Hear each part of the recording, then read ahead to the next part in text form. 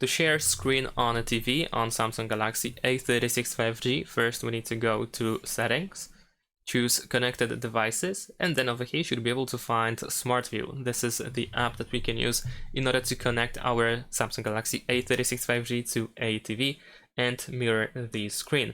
Once you go here for the first time, you'll need to agree to a couple of things. You will need to press continue, but essentially this is how it looks like.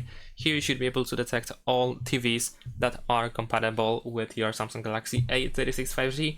And what is quite important is that you should ideally use the same Wi-Fi network, the same connection, to be able to detect your TV. And sometimes you might want to turn on a certain option on TV to be able to share the screen on your TV, so keep that in mind.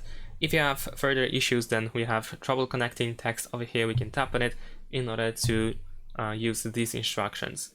And that's it. Thanks for watching. Leave a like and subscribe to my channel, and see you in my next videos. Bye.